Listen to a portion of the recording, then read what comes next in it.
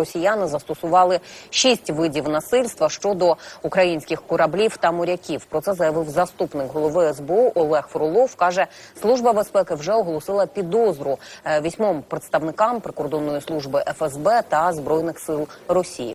Фактично, українські військовослужбовці вижили дивом, адже зазнали 6 різних видів нападу, а саме таран українського малого буксиру Янука по російським кораблям «Дон» прикордонного управління ФСБ Російської Федерації, бойове застосування 2 ракет російським багатоцільовим винищувачем Су-30, бойове застосування 2 ракет російським розвідувально-ударним гелікоптером К-52, застосування росіянами крупнокаліберного корабельного озброєння, вагон вився по рубці, де знаходились моряки, штурм українських кораблів російським спецназом і застосування фізичного насильства до наших моряків.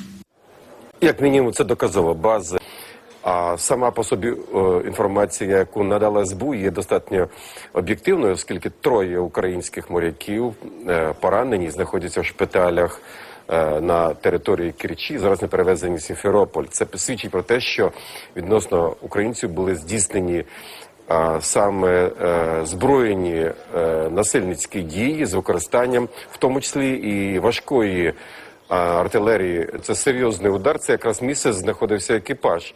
Це постріл на знищення екіпажу. Це не є постріл на верхню частину рубки, як і не є спроба там, допустимо, зупинити пострілами вверх чи по тих частинах технічних корабля, де немає людей. Це свідоме намагання нанести максимальну кількість пошкоджень, і я думаю, що це просто замах на вбивство. Це по щасливій випадковості, його не сталося. Це вже є переконливим доказом агресії? Чи тут ще потрібно щось доводити? Питання агресії включає в себе не тільки питання, власне, обстрілу українських кораблів, питання причини і мотивації такого обстрілу. Зверніть увагу, що після 12 годин руху цих кораблів, навіть більше 14 годин ми рахували, і ми вирахували по повідомленню українського капітана в офісі, використовуючи координати, місце знаходження цих кораблів. Приблизно це десь 14-16 миль від берега, і це було за межами 12-мильної фактичної зони, яка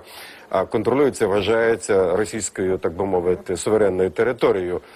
Вона є юридично незаконна, але фактично Росія її контролює. Отже, Росія, по-перше, напала на нашу міні-ескадру, яка поверталася додому і рухалася від Керчі назад до Одеси. По-друге, напала за межами 12-мильної фактичної зони, яка Росія вважає своєю територією. Третє, вона діяла досить зухвало, намагаючись власне не зупинити українську ескадру, а нанести максимальні бойові пошкодження або навіть знищити її. Військові кораблі є недоторканними, тобто не володіють імунітетом, як і по статусу дипломатичного, так би мовити, представництва. Тобто це є суверенна територія України, де б вони не знаходилися. І тому подібні дії і вторгнення на українську територію, зрозуміло, що це є збройна агресія.